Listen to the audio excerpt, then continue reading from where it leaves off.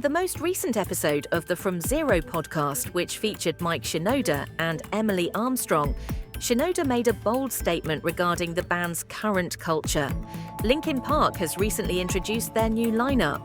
It is the podcast itself that provides some more personal insight into the dynamics of the band as they put together this iteration, as well as the positive experience that it has been for those who have been engaged.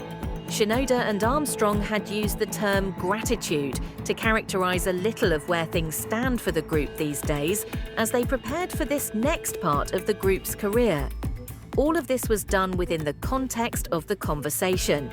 The dynamic of everybody in the band, but especially those of us that have the most history together, the dynamic is so good, Shinoda said, using this as a jumping off point.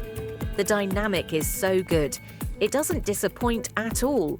From my perspective, it is without a doubt the most impressive civilization that we have ever had. After ensuring that the meaning of his remark was not misunderstood, he continued by noting, "I'm not saying that as a knock on the old lineup. Everyone seems to be in a pretty happy place, and perhaps a portion of it is the gratitude that they are able to do it again. It's impossible for you to achieve that. There is no longer any.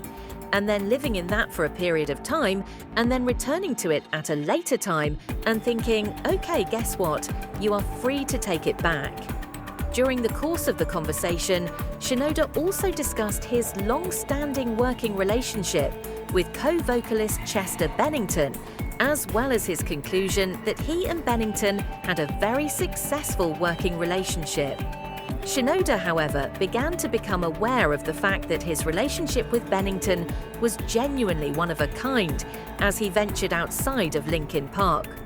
After that, he goes on to explain how this concept is relevant to the current situation of Linkin Park, saying, "It's either there or it's not.